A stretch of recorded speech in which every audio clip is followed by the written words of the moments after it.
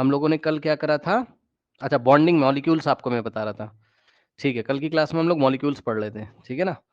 Okay, now चलिए next देखते हैं। जिन बच्चों की क्लास मिस हो गई है उनको क्लासेस मिल गई होंगी, रिकॉर्डिंग प्रॉपर अपडेट हो गई। मैं फिर से बता दे रहा हूँ, सब कुछ देख के आइएगा, मैंने मैसेज भी आपको कर दिया था, ठीक है? चलिए नाउ स्टूडेंट्स, अब हम लेते हैं क्या, आगे बढ़ते हैं हम लोग मॉलिक्यूल। अब तो तुम्हें सब कुछ पता है, अब तो तुम्हें सब कुछ पता है बच्चों, सब कुछ आपने पढ़ लिया है पीछे, ठीक? तो अब आपको अच्छा लगेगा क्योंकि आपने सब कुछ पढ़ लिया, बस आपको फटाफट देखना है कि कौन कौन से टॉपिक, उसके बाद हम मोल कॉन्सेप्ट करके फिनिश कर देंगे चैप्टर, ठीक? पेज नंबर 123 पीडीएफ आप लोग के पास है। आप लोग को बच्चों रीडिंग भी करनी चाहिए पीडीएफ से। मैंने पहले भी बोला है कि आपको 7-8 घंटे भी कभी कभी पढ़ना चाहिए, बाकी मर्जी आपकी, है ना? 9th क्लास है ना, बहुत सिलेबस है। वो पता इसलिए नहीं लगता है क्योंकि पतली सी एनसीईआरटी होती है, आप चीजें समझ नहीं पाते हो।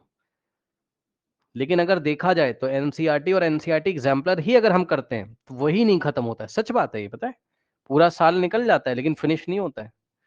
फिनिश करो फिर उसका रिवीजन करो, है ना? तो बहुत डिफिकल्ट टास्क है, आपको पढ़ना चाहिए अच्छे से। 7-8 घंटे 10 घंटे पढ़िए छुट्टियों में आप। चलिए अब देखिए बच्चों, यहां आपकी और हमारी कल कुछ बातें हुई थी। कौन से मॉलिक्यूल्स की, यदि आपको याद हो? हाँ, मॉलिक्यूल्स ऑफ एलिमेंट की बच्चों, है ना? सब कुछ आप लोग को पता है। Oxygen O2, chlorine Cl2, nitrogen N2, hydrogen S2, ये सब बातें आपकी हुई थी। इसके बाद थोड़ा मैं आपको ये बताना चाहता हूँ बच्चों, देखो पता है ये बड़े इंपॉर्टेंट मॉलिक्यूल्स इन्होंने थोड़े बताए हुए हैं, इनका भी भाई थोड़ा ध्यान रख लो। ये भी याद करने वाली चीजें हैं बच्चों, है ना? देखिए देखिए बच्चों, ओजोन का मॉलिक्यूल जो होता है, ओजोन गैस आपने सुना है, उसका मॉलिक्यूल O3 होता है। याद करना है भाई, याद करना है, याद करना है। अब ये मत कहने लगना कि हमें ओजोन में इलेक्ट्रॉन शेयरिंग करके दिखाओ, रेजोनेंस वगैरह होता है इसमें, 11th में पढ़ेंगे मॉडर्न केमिस्ट्री में, परेशान ना हो। बस आप ये समझो कि ओजोन का मॉलिक्यूल O3 भाई, याद करना है, याद कर लेना प्लीज। देखो अब मैं तुमसे एक सवाल पूछता हूं, देखते हैं तुम्हारे मन में क्या आता है, ठीक? बच्चों अगर केवल कहीं पर P लिखा हुआ है और कहीं P4 लिखा हुआ है, इन दोनों में क्या अंतर है? ये फास्फोरस का क्या है और ये फास्फोरस का क्या है? ये क्या है फास्फोरस का, वो बताओ? सर ये क्या है? फास्फोरस का एटम। फास्फोरस का एटम। एटम। यस, ये है फास्फोरस का एटम। ओनली P लिखा है तो एटम, और फास्फोरस के 4 एटम्स मिलके फास्फोरस का एक मॉलिक्यूल मॉलिक्यूल बनाते बनाते हैं। हैं। यानी कि तुम्हें एक बात और पता चल गई है क्या, कि पॉलीएटॉमिक। फास्फोरस का मॉलिक्यूल, हाँ पॉली एटॉमिक है, वेरी गुड।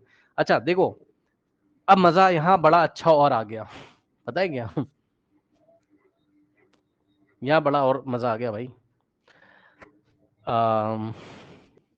देखो पता है, देखो पता है, पॉली एटॉमिक टाइप का लग रहा है, लेकिन पता है तो एक ही जैसे एटम। ये थोड़ा मजेदार है क्या?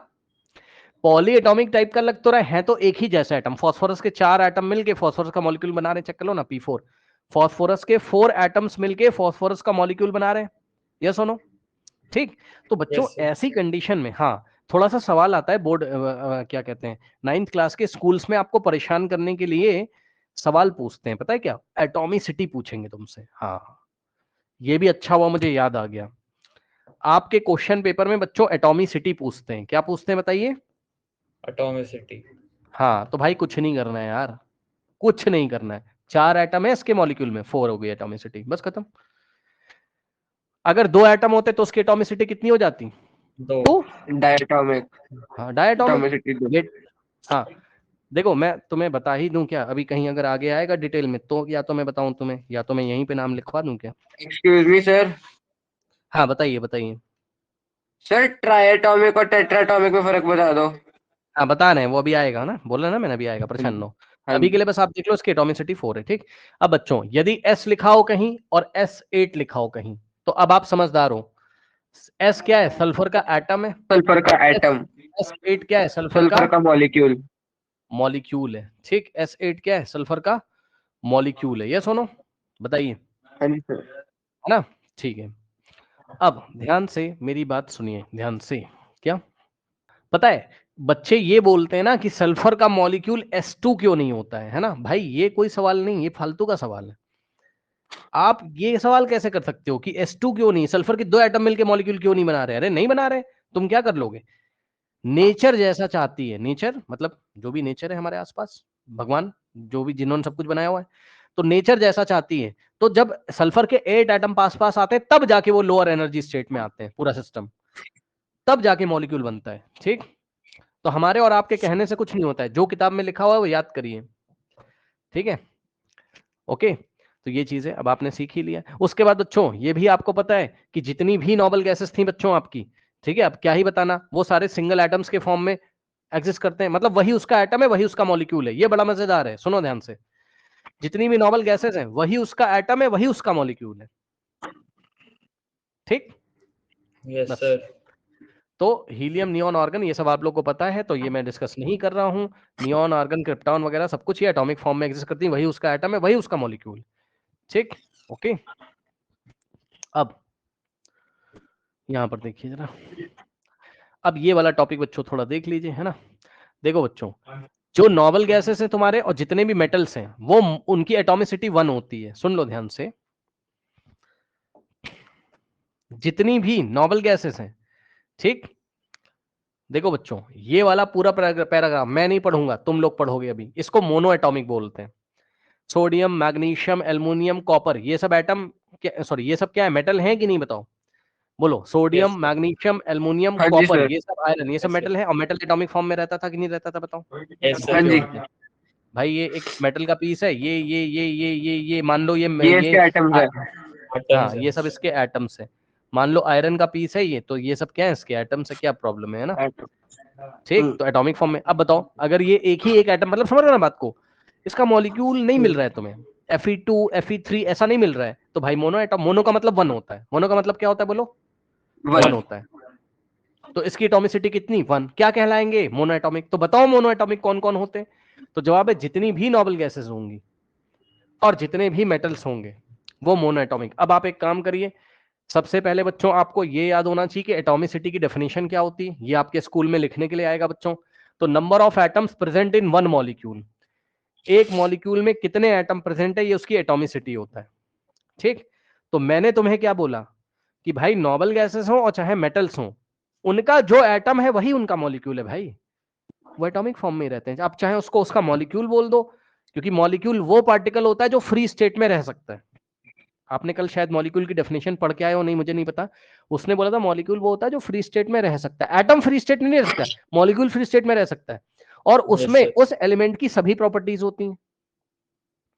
तो यदि कहीं हीलियम का एटम है, अब भाई ये फ्री स्टेट में रह सकता है, हालांकि मेटल के केस में ऐसा नहीं होता है, बड़ा कंफ्यूजिंग है केमिस्ट्री भी, लेकिन आप हीलियम से समझो।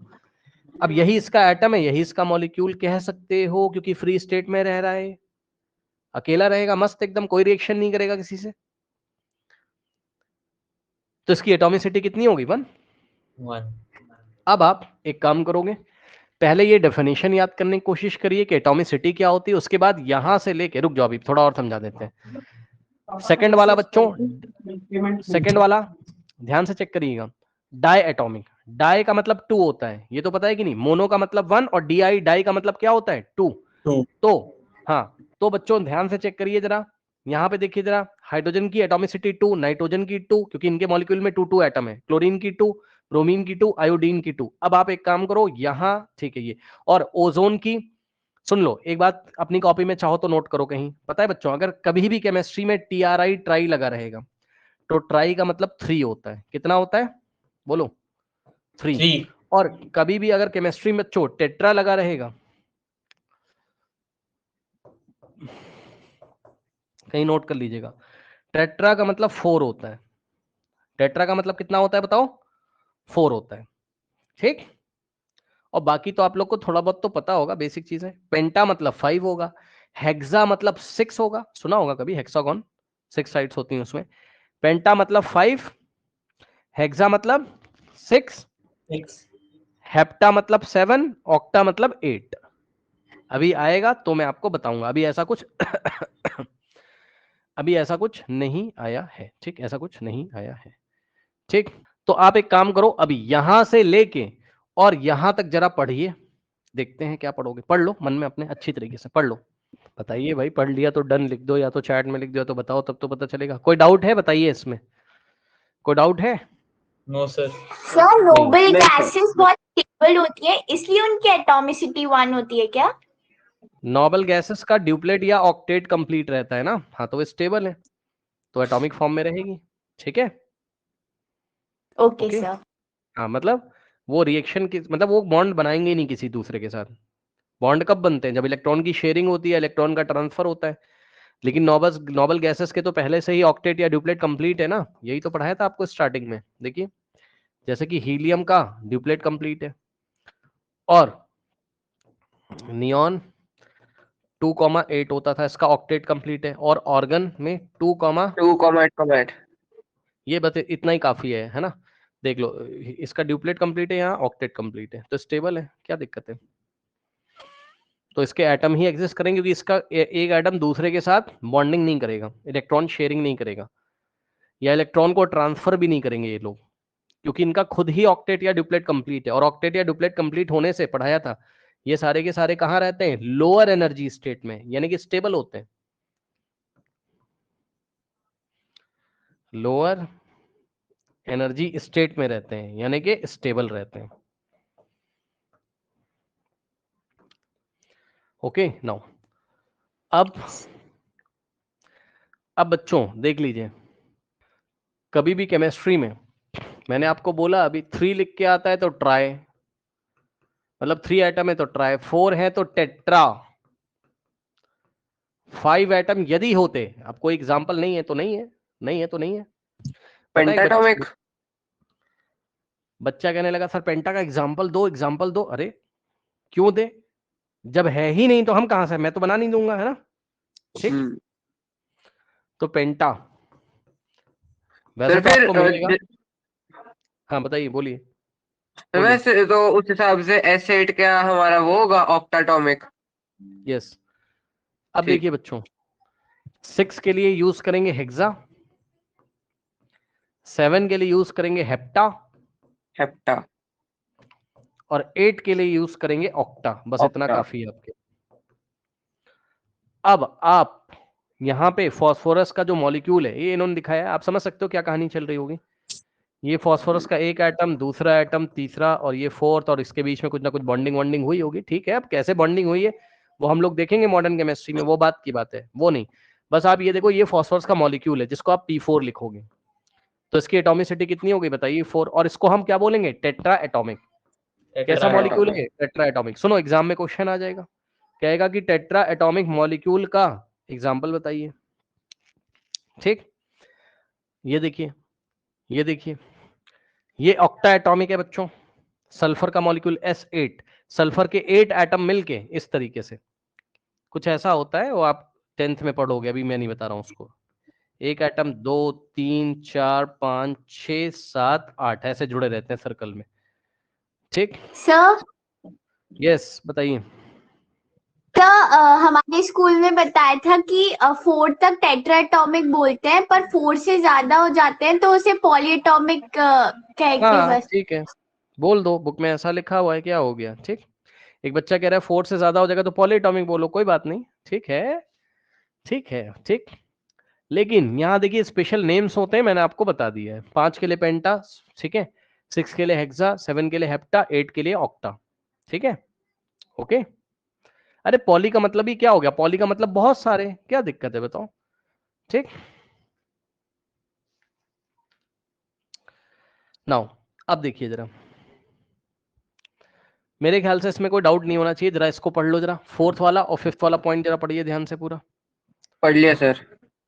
पढ़ लिया? अब सुनो, अब बच्चों अभी तक आपने कौन से मॉलिक्यूल पढ़े बताइए लास्ट क्लासेस में? ये मॉलिक्यूल ऑफ एलिमेंट्स थे। क्या थे ये? Molecule of element. हाँ, अब आप भाई देखो, इतने आप लोग समझदार हो, अब इसमें मैं डिटेल नहीं कर रहा हूं। मॉलिक्यूल ऑफ एलिमेंट ही तो पढ़ रहे हो कल से। अब आएगा मॉलिक्यूल ऑफ कंपाउंड। अब आपको पता है, इसमें आपको ऐसा मॉलिक्यूल दिखाई पड़ेगा जिसमें डिफरेंट एलिमेंट के एटम एलिमेंट होंगे। कंबाइन होंगे। ठीक है, ये देखिए बच्चों, आपको मैंने एक बार और भी क्लास में बताया है, ठीक है, शायद आपको याद हो। मैं कह नहीं सकता। मैंने आपको बड़ी इंपॉर्टेंट एक बात बताई थी, क्या? देखिए, अगर ओनली HCl लिखा है तो ये हाइड्रोजन क्लोराइड गैस का मॉलिक्यूल है, सुना? और अगर HCl के नीचे AQ लिखा हुआ है, AQ का मतलब एक्वस, मतलब HCl गैस को, हाँ, HCl गैस को पानी में मिला दिया गया है, समझिए जरा, HCl गैस को पानी में मिला दिया गया तो वो एसिड होता है, तो वो हाइड्रोक्लोरिक एसिड होता है। डिफरेंस समझ में आया? अगर हाँ जी। ओनली HCl लिखा है तो ये हाइड्रोजन क्लोराइड गैस का जो मॉलिक्यूल होता है उसके बारे में बात कर रहे हैं ये लोग, ठीक? और HCl एक्वस का मतलब है हाइड्रोक्लोरिक एसिड के बारे में बात कर रहे हैं। इसको हम लोग डिटेल में 10th क्लास में पढ़ेंगे।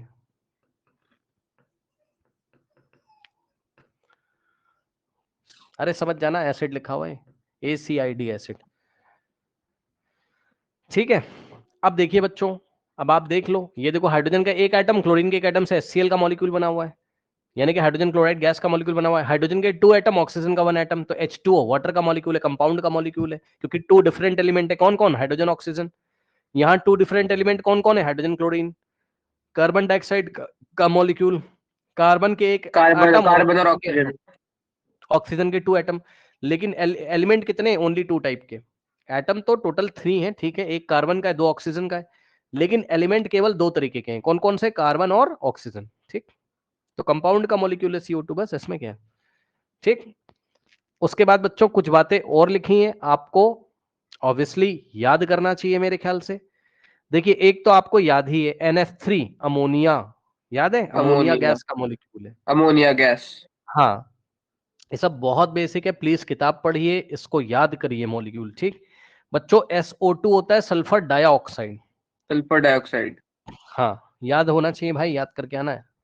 SO2 क्या होता है तुम्हारा? सल्फर सल्फर डाइऑक्साइड, डाइऑक्साइड, ठीक? और सुनो, CH4 क्या होता है? मीथेन। Methane, methane. CH4 क्या होता है? मीथेन, मीथेन, ठीक? जरा देखते हैं, कुछ याद है तुम लोग को?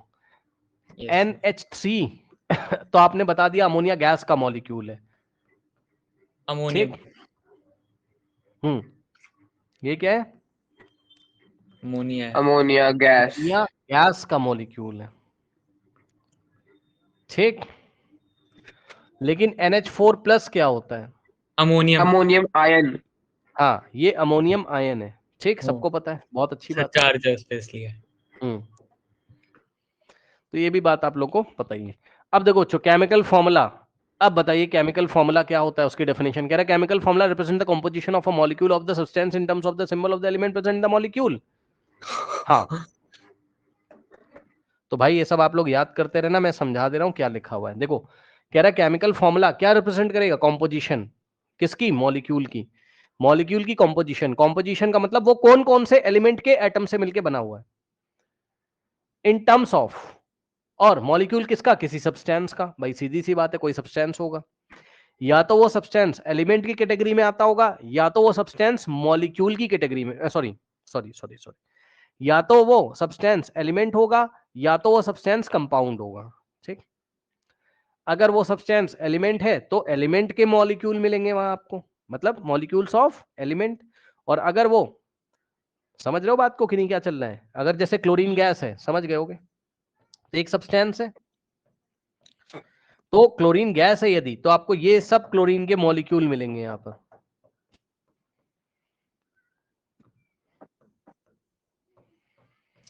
और ये देखिए, यही क्या है? केमिकल फॉर्मूला है किसका? क्लोरीन के मॉलिक्यूल का। और अगर कहीं पानी भरा हुआ है इस तरीके से, वाटर, वाटर का ये मॉलिक्यूल। सब वाटर के मॉलिक्यूल है, तो सब्सटेंस कौन है यहाँ? वाटर, जो कि कंपाउंड है। लेकिन वहां सब्सटेंस क्या है? क्लोरीन, जो कि एलिमेंट है, क्लोरीन। ठीक? कह रहा है chemical formula represent the composition of a molecule, मतलब जो केमिकल फॉर्मूला होगा, ये देखो, ये कंपोजिशन ऑफ द मॉलिक्यूल के बारे में बताएगा,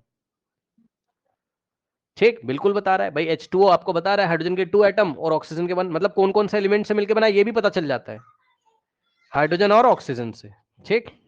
okay, now present in the molecule, molecule में कौन कौन से एलिमेंट प्रेजेंट है इसके बारे में पता चलता है, ठीक है? अब दो फॉर्मूला ऑफ एलिमेंट बनाने की कोशिश करवाएगा तुमसे पहले, तो फॉर्मूला ऑफ एलिमेंट्स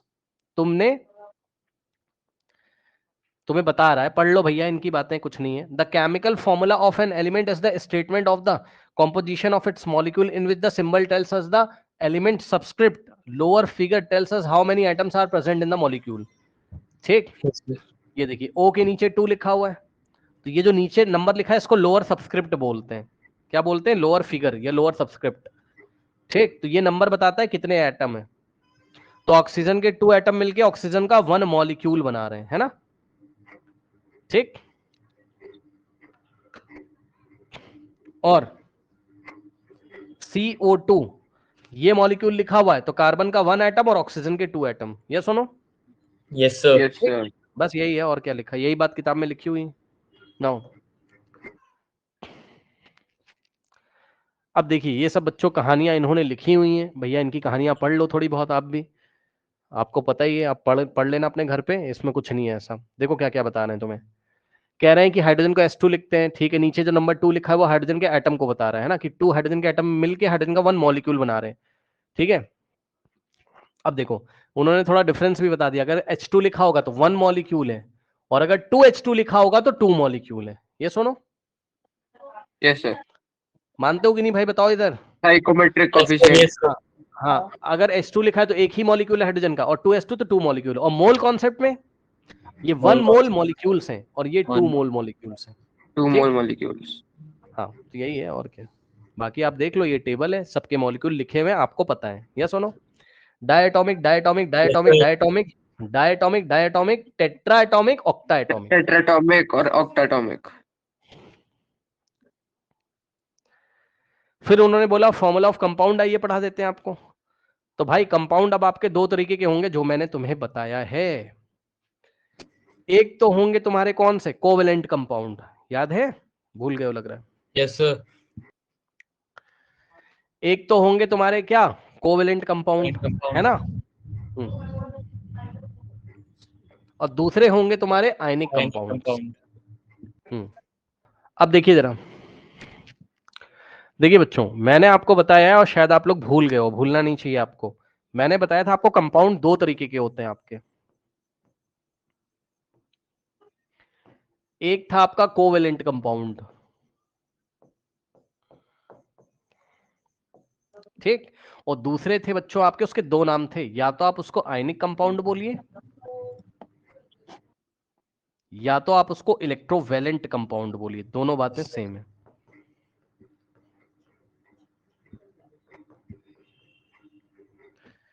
सुन लिया. कोवेलेंट कंपाउंड कब बनते थे? जब इलेक्ट्रॉन की शेयरिंग होती थी. 2 एलिमेंट्स या 2 से ज्यादा एलिमेंट्स के एटम के बीच में. हाँ, सुन लो भाई, कंफ्यूज मत करना, वो पक्का एग्जाम में तुम्हें परेशान करेगा. वो आयनिक नहीं बोलेगा, वो इलेक्ट्रोवेलेंट के नाम से पूछेगा तुम्हें. वो परेशान करेगा तुम्हें पक्का.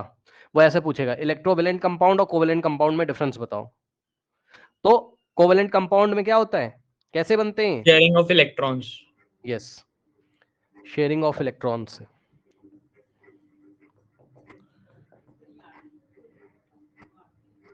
एक मिनट भाई, शेयरिंग ऑफ इलेक्ट्रॉन्स है ना, sharing of.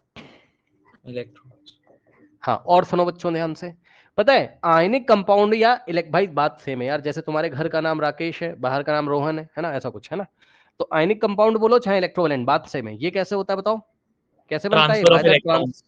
Transfer of electrons. Yes. और सुन लो भाई, एक बात यहीं पे तुम्हें बता दे रहा हूं मैं, सुन लो. देखो ये जितनी भी टेबल अभी लिखी हुई तुम्हारी है ना, वाटर हो चाहे तुम्हारा carbon dioxide, sulphur dioxide, ammonia, methane, methanol. Methanol तो नहीं लिखा इन्होंने, इथेनॉल लिखा हुआ है यहाँ पे, अल्कोहल. ठीक, HCl हाइड्रोजन क्लोराइड गैस. ठीक है, कार्बन टेट्राक्लोराइड. ठीक, कार्बन टेट्राक्लोराइड बोलो इसको, CCl4 को. एक कार्बन है तो कार्बन, और 4 क्लोरीन है तो टेट्रा. ठीक है, कार्बन टेट्राक्लोराइड. और चाहे इसको टेट्राक्लोरोमीथेन बोलो, दोनों नाम सेम है. दोनों नाम इसके सेम है. Same. भाई याद करना पड़ेगा यार, मैं क्या करूं. ठीक, मैं बस हेल्प कर सकता हूं, वो अभी मैं कर रहा हूं, रुक जाओ बता दूंगा अभी. ठीक है, हाइड्रोजन सल्फाइड H2S और कार्बन डाइसल्फाइड CH2. ठीक, तो मैं बताना अभी ये चाहता हूं कि जितने भी लिखे ना, उसने ऊपर बोल रहा है सब मॉलिक्यूलर कंपाउंड्स, तो वो कहना चाहता है ये कोवेलेंट कंपाउंड है. मॉलिक्यूलर कंपाउंड मतलब इनके मॉलिक्यूल से. लग रहा है तुम लोग भूल चुके हो, पक्का भूल चुके हो. सुनो, Sir, ये मॉलिक्यूल हैं, उनसे मिलके बना हुआ है. ये फॉर्मूला यूनिट से नहीं मिलके बना है, फॉर्मूला यूनिट कुछ और था। रुक जाओ आराम से, पहले आप बस ये समझो कि ये सारे के सारे जो यहाँ लिखे हैं भाई, तुम्हें याद करना पड़ेगा, ध्यान करना पड़ेगा, समझना पड़ेगा कि ये कौन से हैं आपके कोवेलेंट कंपाउंड्स। हाँ।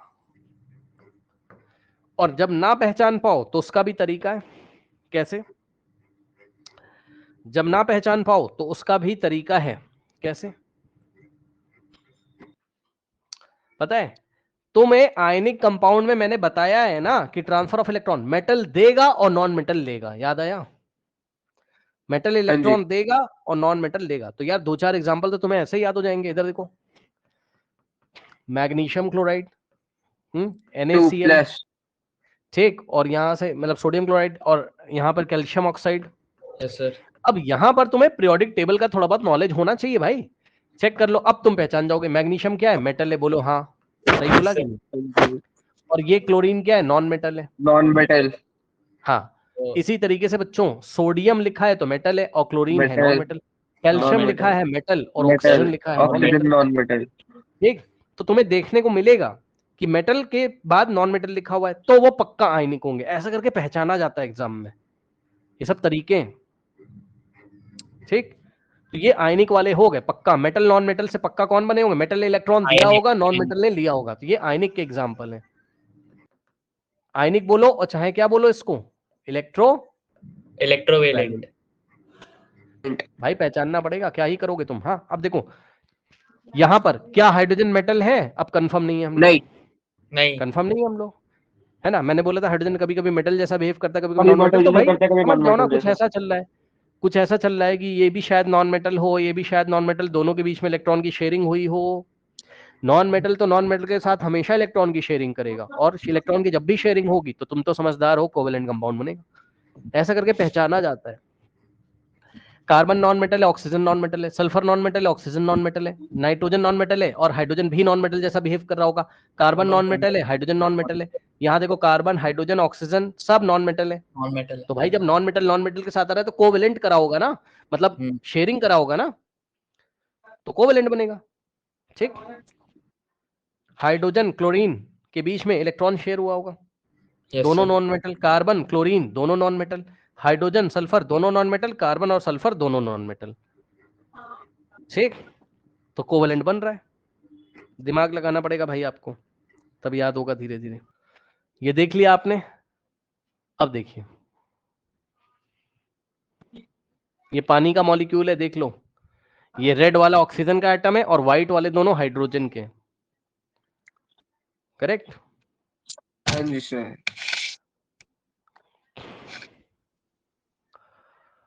अब मोलिकुलर मास यहाँ पे देख लो भाई, कुछ ऐसे दिखा दिया तुम्हें डिजाइन समझाने के लिए। सेंटर वाला कार्बन है, रेड वाला दोनों ऑक्सीजन है, कार्बन डाइऑक्साइड, कार्बन और 2 ऑक्सीजन CO2। अमोनिया ये नाइट्रोजन है और 3 हाइड्रोजन है, NH3, NHHH, NH3। ये मीथेन का है, सेंटर में कार्बन है C और 1 2 3 4 हाइड्रोजन है, ठीक।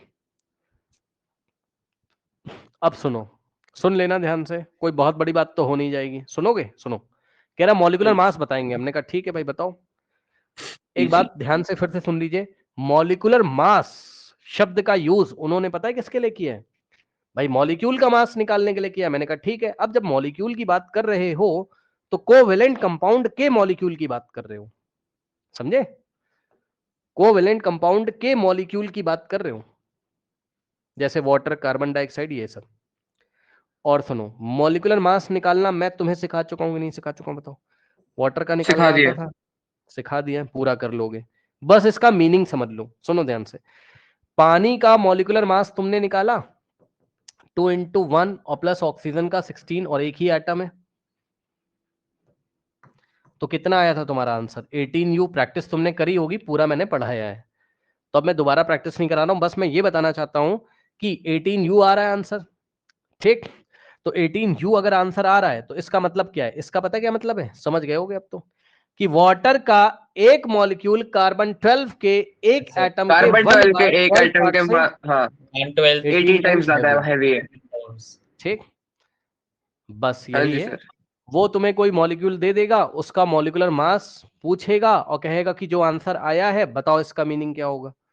तो मान लो वाटर का ही सवाल दे दिया, तो वाटर का तुमने मॉलिक्यूलर मास निकाला 18U, अब इसको एक्सप्लेन करना है तो तुमने एक्सप्लेन कर दोगे, जैसे मैंने समझाया कि वाटर का एक मॉलिक्यूल कार्बन 12 के 1 एटम के 1/12 पार्ट से 18 टाइम्स हैवी है। चलो एक तो ये बात होगी। अब भैया सुनो, डेफिनेशन ये लिखी हुई है, पढ़ लेना, कोई बहुत बड़ी बात है नहीं। ये देखो मॉलिक्यूलर मास की डेफिनेशन क्या लिखता है वो, कह रहा है molecular mass is the relative mass of its molecule as compared with the mass of carbon 12 atom taken as 12 unit. जब कार्बन 12 को एटम का मास 12 यूनिट लेके चला गया था तो उससे कंपेयर करते हैं, ऐसा कुछ लिखा है। ठीक, तो ये डेफिनेशन पढ़ो, कोई समस्या हो तो बताओ, और मीनिंग मैंने तुम्हें बता दी है, और घर पे भी थोड़ा पढ़ के आना। अब देख ही लो ये सब कैलकुलेट करवाया है तुम्हें हाँ जी मॉलिक्यूल्स सर। के मास। ठीक, ये Yes, सब sir. कवर हो गया तुम्हारा। ये सवाल कराया H2SO4 का। Yes, sir. फिर हाँ जी। सर उसके सारे बाद सवाल फिर करवाए हैं। अब ध्यान से सुनो। अब लो भाई, ये कोई नई बात तो है नहीं, ये तो तुम्हें पता ही है, सुनना ध्यान से। वो कहता है कि अगर कोई मॉलिक्यूल लिखा है तो उसका सिग्निफिकेंस क्या है, उसका मतलब क्या है ना। तो भाई अगर कोई मॉलिक्यूल लिखा हुआ है तो सुनो ध्यान से। सबसे पहले तो ये मॉलिक्यूल आपको फॉर्मूला रिप्रेजेंट करेगा नेम ऑफ द सब्सटेंस का, मतलब ये वाटर है, क्या है ये, वाटर है। लेकिन अब सुन लो ध्यान से, सुन लो ध्यान से। पता है वाटर तो कॉमन भाषा में बोलते हैं, इसका साइंटिफिक नेम भी होता है, अभी आपको बताएंगे आगे चल के, नेमिंग करना सिखाएंगे, आयुपैक नेम इसका। ठीक, ये एक्चुअल में हाइड्रोजन का ऑक्साइड होता है। ठीक है, उसकी नेमिंग के रूल क्या होते हैं वो आपको बताएंगे, परेशान ना हो। लेकिन अभी ना जिसका नाम तुम्हें पता है वो मैं ले लूं, जिसका केमिकल नेम तुम्हें पता है, चलो वो ले लेता हूं ना मैं। CO2 का केमिकल नेम क्या होता है, carbon dioxide. Carbon dioxide. Yes, sir. अब समझे। तो उसने पॉइंट नंबर 1 यही बोला कि फॉर्मूला अगर लिख दोगे तो नाम पता चल जाएगा। हाँ भाई ठीक है यार, सबके नाम रखे गए, क्या दिक्कत है। अब थोड़ा ध्यान देना जरा, देखो इसका नाम क्या है, अभी हम नाम भी आपको थोड़ा नामकरण करना भी सिखाएंगे। कार्बन और 2 ऑक्सीजन इसलिए डाई, 2 के लिए क्या लगाते हैं, डाई और डाई। ऑक्साइड। अभी सिखाएंगे भी, अभी सिखाएंगे, ये तो सिखाना है, ये अभी ना डिटेल में आएगा, देख लेता हूँ ना कहीं दिया होगा ना, सिखाया होगा इसमें नेमिंग करना। ठीक, बताएंगे अभी, थोड़ा बहुत बता देंगे, और थोड़ा अंदाजा उससे लग जाता है, धीरे धीरे तो अपने आप ही याद हो जाता है, ऐसा कुछ नहीं कि वहां बनाने बैठोगे तुम एग्जाम में। अब देखो बच्चों, इसके बाद formula represent 1 molecule of the substance, जो फॉर्मूला लिखा होगा वो एक ही मॉलिक्यूल को रिप्रेजेंट करेगा, ये सुनो। ठीक, तो जैसे कि ये CO2 लिखा है तो ये कार्बन डाइऑक्साइड का 1 मॉलिक्यूल है, सही है ना। हाँ जी लेकिन सर। मोल कॉन्सेप्ट में, हाँ जरा समझना, जब जनरल केमिस्ट्री की बात हो रही तो ये 1 मॉलिक्यूल है, ये क्या है, 1 मॉलिक्यूल है। Molecule. और 1 मॉलिक्यूल का मास देखो, कार्बन का 12, ऑक्सीजन का 16 इंटू 2 32 कितना होता है, 44। 44 U लगाओगे ना तो ये एक मॉलिक्यूल का मास है, एक सिंगल मॉलिक्यूल। सुन लो भाई, ग्राम में कन्वर्ट करने के लिए समझ गए होगे, 1.66 इंटू 10 टू द पावर -24 से मल्टीप्लाई कर दोगे तो ग्राम में आ जाएगा, याद आ गया होगा। तो अंदाजा लग जाएगा ना सामने वाले को कि एक मॉलिक्यूल कितना होता है ग्राम में। ठीक, हाँ जी लेकिन सर। पता है क्या, अगर तुम मोल कॉन्सेप्ट में बात कर लोगे तो CO2 अगर लिखा है तो इसका मतलब 1 mole molecule, one mole molecule of carbon मतलब कि डाइऑक्साइड। कितने molecule, 6.022 to 10 raised to the power 23. 6.022 into 10 raised to power 23 particles. 23 particles. और पार्टिकल में यहाँ कौन है, एटम है कि आयन है कि मॉलिक्यूल है, तो जवाब है मॉलिक्यूल है। Molecule. मॉलिक्यूल। ठीक, ओके, ये चीज हो गया। अब सुनो, कुछ नहीं करना है, जो कार्बन डाइऑक्साइड का मॉलिक्यूलर मास निकाला था ना तुमने, उसी में ग्राम लगा दो, बस खत्म। ये बड़ा मजेदार कॉन्सेप्ट है, इसमें जैसे ही ग्राम लगा दोगे तो तुम समझदार होगे चल क्या रहा है।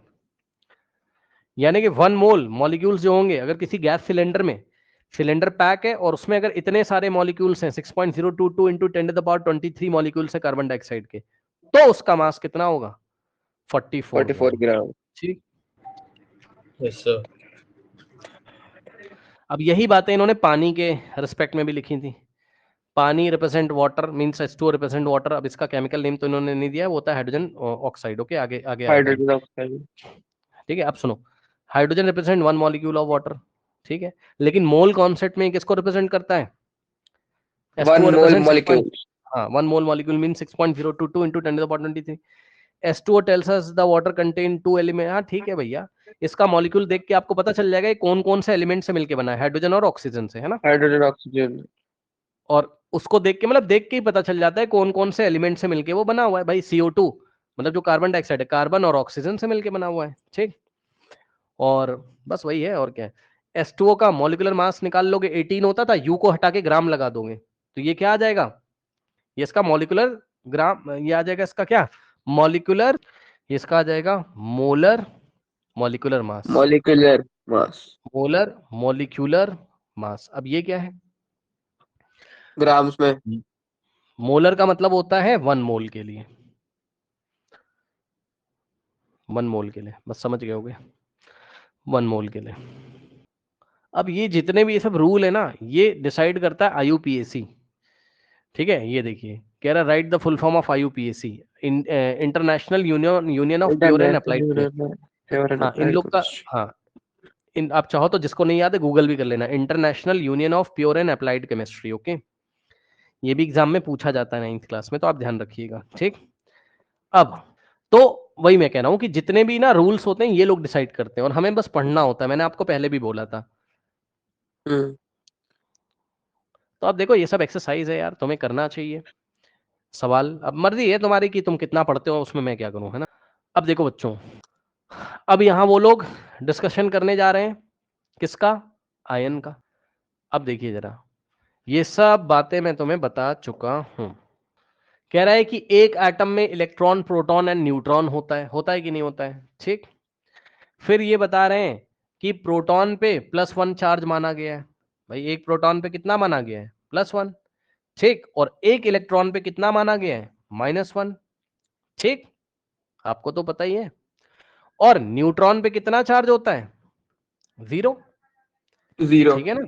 हाँ न्यूट्रॉन पे कितना चार्ज होता है, 0, न्यूट्रॉन पे कोई चार्ज नहीं होता है, ठीक है बच्चों। अब थोड़ा सा बस याद दिलाऊंगा भाई, देखो ज्यादा नहीं है ना, थोड़ा सा याद दिलाऊंगा, तुम्हें याद आ जाना चाहिए।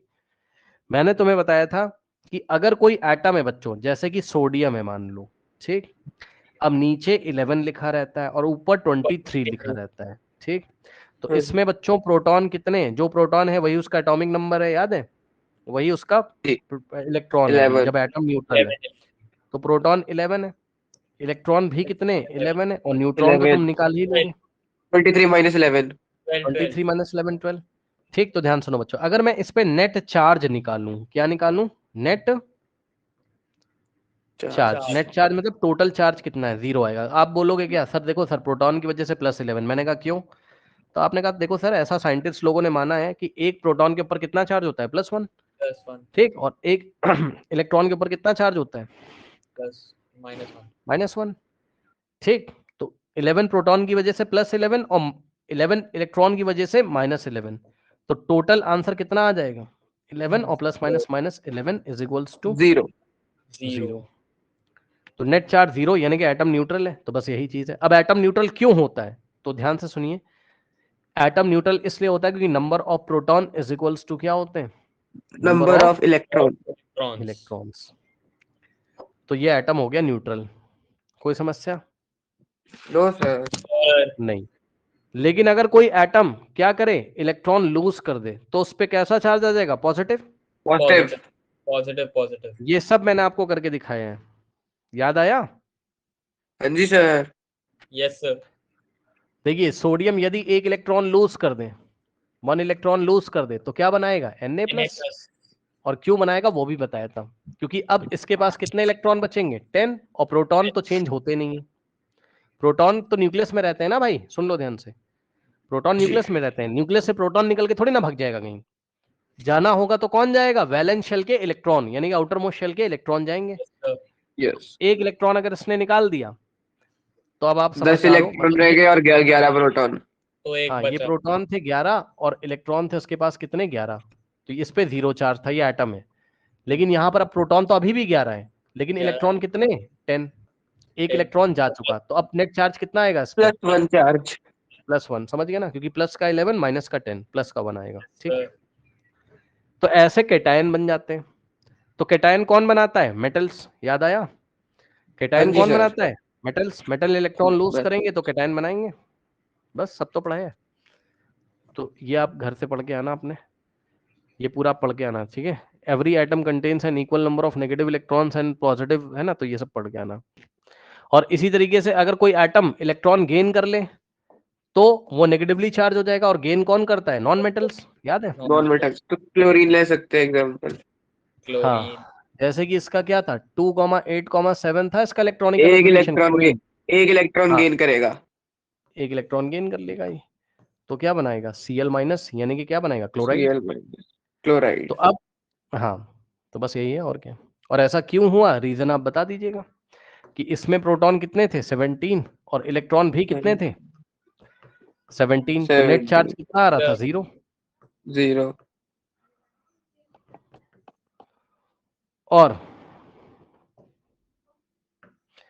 क्योंकि प्लस का 17 माइनस का 17, और ये जो आयन है यहाँ पे प्रोटॉन थोड़ी ना चेंज हो जाएंगे, वो तो अभी भी 17 है, लेकिन इलेक्ट्रॉन कितने हो जाएंगे इसमें? 18। 18 एक एक्स्ट्रा आ गया, तो नेट तो चार्ज निकालोगे तो -1 -1।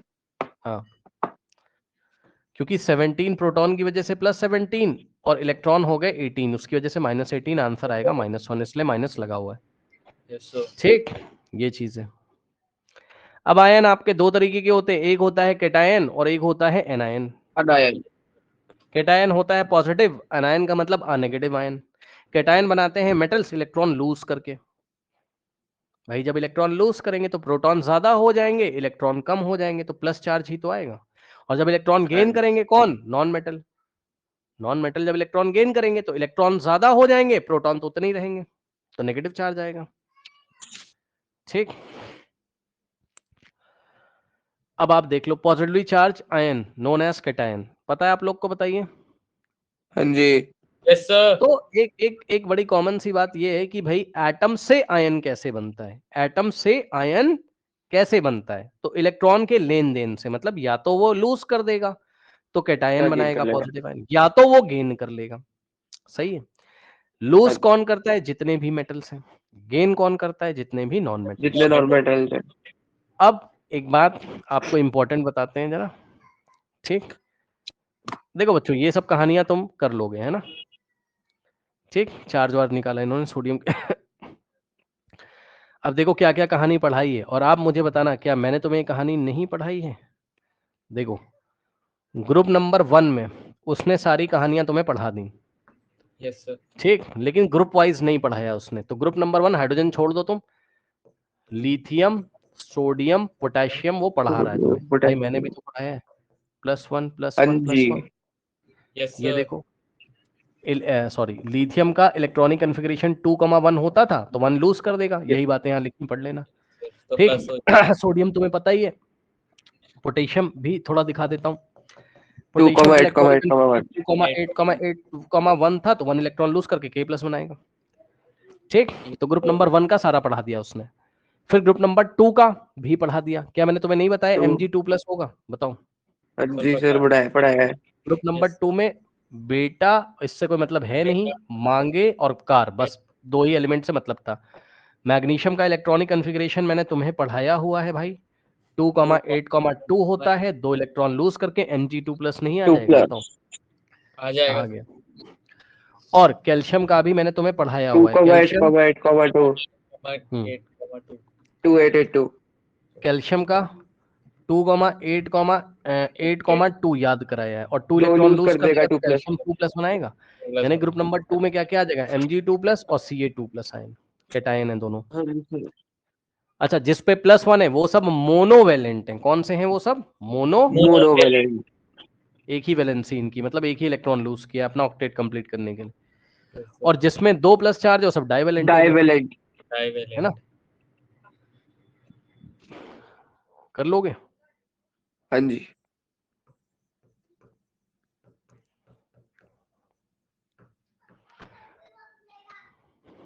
ग्रुप नंबर 13 मैंने तुम्हें बताया था, मैंने कहा था ग्रुप 1 छोड़ दो, 1 और 2 को के बाद 3 से लेके 12 छोड़ दो, सीधे 13 पे आ जाओ। और 13 में एक ही एलिमेंट मिलेगा तुम्हें, मैंने पढ़ाया है क्लास में। Yes sir. बैंगन, आलू, गाजर इन थैली, कोई मतलब नहीं, बस एल्युमिनियम पढ़ना है। और ग्रुप नंबर 13 की वैलेंसी 3 होती है, ये भी पढ़ाया है। और एल्युमिनियम का इलेक्ट्रॉनिक कन्फिगरेशन 2,8,3 3 लूज हाँ, करेगा, क्योंकि 3 लूज करेगा 3 प्लस। प्लस एल्युमिनियम के ऊपर सॉरी एल्युमिनियम हाँ एल्युमिनियम मेटल है पता है आपको, और एल्युमिनियम का एटॉमिक नंबर 13 होता है, तो 13 प्रोटॉन है 13 इलेक्ट्रॉन है, तो 13 का इलेक्ट्रॉनिक कन्फिगरेशन क्या होगा 2,8,3, तो 3 इलेक्ट्रॉन लूज कर देगा, यस सर Al 3 + N बनाएगा, और ये कहलाएगा ट्राईवेलेंट। समझ रहे हो? 3 के लिए क्या शब्द यूज करते हैं, TRI ट्राई, ये ट्राईवेलेंट हो गया। ट्राईवेलेंट क्या, केटायन, ये भी ध्यान देना जरा। ट्राईवेलेंट एनायन है कि केटायन है, तो जवाब है केटायन। केटायन मतलब पॉजिटिव और केटायन। एनायन मतलब एनायन मतलब अनेगेटिव आयन। ठीक, ओके, यस सर तो ये चीजें हो गई, देख लो आराम से, ये सब बातें हैं। बाकी फोन ऑन इन्होंने बनाया हुआ है ऐसे ही समझाने के लिए तुम्हें कि लिथियम की बैटरी यूज कर रहे हैं लोग, है ना, तो ये सब बातें हैं। ठीक है, अब सुनो, नेगेटिव आयन को तुम क्या बोलते हो, एनायन, ठीक है ना। यस सर नेगेटिव आयन को तुम, कहाँ गया भाई, नेगेटिव आयन को तुम क्या बोलते हो, नेगेटिव आयन, और उसका बेस्ट एग्जांपल था क्लोरीन, सब तुमने पढ़ा हुआ है। ठीक, Cl- बनाएगा। उसके बाद जल्दी से यदि आप आ जाएं ग्रुप नंबर, देखो देखिए, पता है ग्रुप नंबर 17 और ग्रुप नंबर 16 इसके लेफ्ट में, और ग्रुप नंबर 15, बस यही 3। तो ग्रुप नंबर 17 में क्या आता था, क्लोरीन, ब्रोमीन और आयोडीन, सबके ऊपर माइनस, और एफ भी आता था, F- फ्लोराइड। 16 में ओल्ड स्टाइल से टिपोगे पिटोगे बस, O2- और S2-, और जल्दी से दिखा देता हूं, ऑक्सीजन का इलेक्ट्रॉनिक कन्फिगरेशन 2,6, तो 2 ही इलेक्ट्रॉन तो गेन करेगा। ठीक, नॉन मेटल्स हैं तो गेन करेंगे। सल्फर का इलेक्ट्रॉनिक कन्फिगरेशन 2,8,6, तो 2 ही इलेक्ट्रॉन तो गेन करेगा। 2 और गेन ग्रुप नंबर करेगा। 15 में नाना पार्टिकल बस। नाइट्रोजन का इलेक्ट्रॉनिक कन्फिगरेशन 2,5 और फास्फोरस का 2, 3 गेन 8, करेगा। ठीक है तो दोनों ही 3 इलेक्ट्रॉन गेन करेंगे, तो N के ऊपर आएगा 3- तो बनेगा नाइट्राइड, और P के ऊपर 3- बनेगा फॉस्फाइड। फॉस्फाइड। करेक्ट, अब पढ़ लो, हाँ ये जी लिखा सर। हुआ है। ठीक, ये सब पढ़ के आइएगा, यही लिखा हुआ है ऑक्साइड नाइट्राइड के बारे में, है ना ये। और मैंने आपको पढ़ाया भी था, ग्रुप नंबर 17 की वैलेंसी वापस से 1 हो जाती है, यस और सर 16 की 2 और 15 की 3 हो जाती है। और ये सब एनायन तब बनाएंगे जब ये गेन करेंगे, अगर ये शेयर करेंगे तो कोई भी, समझ लोगे, कोई भी कोई चार्ज चार्ज ही नहीं आएगा। होगा। कोई चार्ज नहीं। उसके बाद नेक्स्ट हेडिंग है simple ion and compound ions, ये आपको पता ही है। सिंपल आयन जैसे कि क्लोराइड, है ना, सोडियम हाँ। Ion, aluminium Al3+ ion, bromide देख रहे होगे। हाँ देखो, जैसे ये सिंपल है, ये सिंपल है, लेकिन ये पॉलीएटॉमिक है। ये कौन सा है, कंपाउंड वाला पॉलीएटॉमिक है। पॉलीएटॉमिक ठीक, ये simple simple simple simple simple, ये भी सिंपल, ये पॉलीएटॉमिक है, OH-, NO3- पॉलीएटॉमिक है पॉलीएटॉमिक ना। ये सिंपल सिंपल, और CO3 कार्बोनेट, सल्फेट, फॉस्फेट। सुन लो ध्यान से भाई, ये सब टेबल ओबल 50 बार आपको रिवाइज करनी चाहिए, अपने मन में खुद से सोचना चाहिए कि सल्फाइड क्या है, फॉस्फेट क्या है, फॉस्फाइड क्या है। P3- अगर लिखा होगा तो ये फॉस्फाइड है, अभी बताया था। यस सर लेकिन अगर PO4 3- लिखा, भैया ये तो बड़ा इंपॉर्टेंट है, इस पे सवाल ना है, ऐसा तो हो ही नहीं सकता। 8 आ गया तो ऑक्सीजन उसमें बढ़ गया। ऑक्सीजन। ठीक है, तो अब ये सब है, यही है, और क्या है, याद करो। ठीक, फिर से वापस घूम के हम लोग उसी टॉपिक पे आ गए जो हमने किया था। ठीक, अब सुनो, यहाँ पे अभी इसको स्टॉप करते हैं।